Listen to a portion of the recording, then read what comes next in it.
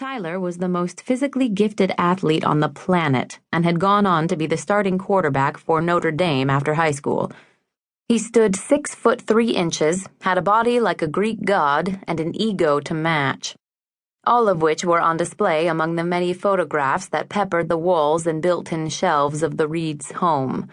Pictures of him kneeling on the field next to his helmet, candid shots of him screaming with victory, fists clenched in the air, newspaper clippings of his accomplishments framed with little placards on the matting, chin held high in every shot, with his emerald green eyes gazing at me through the glass, mesmerizing and inviting. He was known for his goodwill as well. Tyler worked with inner-city kids in Chicago, coaching sports clinics and teaching the importance of physical fitness. His reputation had preceded him, and intrigued me. Most of my income during my college years had come from babysitting and working as a summer girl for Tyler Reed's siblings, Sammy and Sarah, who were 12 years younger than he was. His football schedule kept him in South Bend at summer school and training camps, so we'd never crossed paths. It wasn't until 11 o'clock that night, lying bleary-eyed on the Reed's couch, that I finally got my chance. And despite every sensible bone in my body, I'd already developed a full-blown schoolgirl crush on him.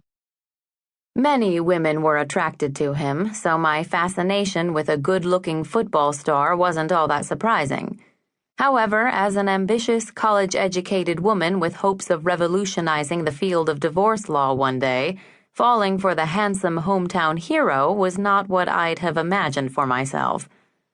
I was much more practical than that. Besides, I was sure he had no idea who I was. "You must be Chloe Carlyle," he said with a grin that put me instantly at ease. Tyler's eyes were as magnificent in person as they were on the mantel. His thick dark hair was longer than in the pictures and hung in loose strands around his face. A square jaw, long eyelashes, and a disarming grin rounded out this mythological creature. I nodded as he continued chewing and rustling the bag of Cool Ranch Doritos with his giant hand. A combination of intimidation and infatuation caused my breathing to speed up. I pulled the rubber band off my wrist, quickly threw my hair into a ponytail, and then took a deep breath.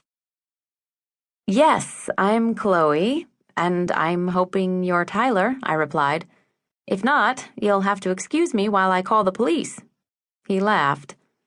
I took a deep breath and regained my composure. "There's leftover pizza in the fridge if you want. The kids only ate a few slices," I told him. "Not anymore, there's not," he said. "So, how much are my cheapskate parents paying you?" The Reeds were one of the wealthiest families in our neighborhood. Dr. Reed was a well-known heart surgeon and notorious for turning Tyler into the AstroTurf idol that he was. He had even hired retired Chicago Bears players to coach Tyler privately during his years at Glenbrook South. Dr. Reed's sideline tirades were legendary, and rumor was they hadn't lessened any at Notre Dame. I'd heard he once pulled the coach's headphones off and screamed in his ear, for which he was banned from the field for a while. Afterward, he was required to attend each game with a security guard.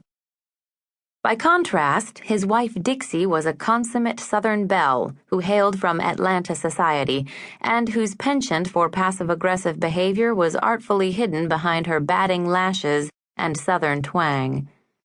I had met Mrs. Reed while volunteering at a PTA fundraiser and offered my holiday babysitting services when I found out she still had 2 small children at home.